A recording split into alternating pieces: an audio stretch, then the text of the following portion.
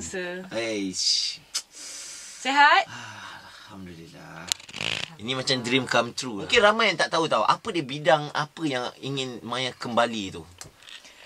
Bidang industri muzik. Yes. Berbual je macam tahu ya. Saya memang peminat awak daripada kecil. Sama-sama kita kembali ke dunia muzik. Saya bersama pihak Warner Music dah lancarkan single terbaru iaitu Bintang Syurga. Wow. Khas untuk awak, Nabil. Wow, sumpah. Oh my god, khas untuk saya, bukan untuk kau apa pun. Siapa komposer untuk lagu terbaru Maya Karin Bintang Syurga ni? Siapa dia? Adakah anda pernah dengar nama Omar K? Omar K. Yeah, okay, The Happening Omar K. So dia adalah komposer untuk Bintang Syurga. Betul sekali. Seterusnya. Last year pun dah ada warm up sikit. Saya kompos satu lagu dan kita rekod dengan Yasin. Buat satu duet dengan Yasin berjudul Sinar. Dan jadi masuk studio tu tak ada hal sangat, tak kekok pun. Relax je dengan kawan-kawan kan. Kepada semua pendengar-pendengar saya, inilah single saya terbaru, Bintang Syurga. So, siapa-siapa yang nak dengar juga, boleh juga pergi ke YouTube dan boleh dengarkan sepanjang hari.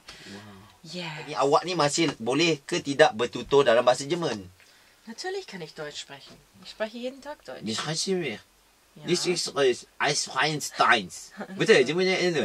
How about this? I teach you one word. Okay. Kreuz, Schlitz, Schraubenzieher.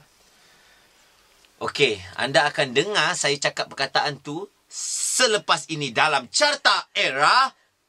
Boom! You mean reaction muka akan berubah bila I sebut nama ni. I try Remisa. Nampak? I gelak tahu tak? Okay? Dia kelakar ke Remisa? I cakap nama dia je gelak. I tengok dia macam macho je, tak kelakar pun. Biasa je. I jenis yang susah sikit dengan social media. So, okay. tapi I berusaha nanti demi peminat-peminat saya. Yes. So, Twitter and Instagram. Okay, Twitter Dua-dua dan Instagram. Maya_Karin. Ya, saya Nabil Ahmad dan dia. Siapa? Siapa saya? Pontianak Harun Senang Malam. Okay, bolehlah. Terima. Dan dia Maya Karin. Dengarkan kami dalam Carta Era 40 setiap hari Sabtu jam 12 tengah hari sampai 4 petang. Dan ulangannya pada hari Ahad pukul 8 pagi sehingga 12 tengah hari. Yes, jangan lupa untuk dengarkan kami Carta Era. Excited ni. Carta Era 40. Yeah.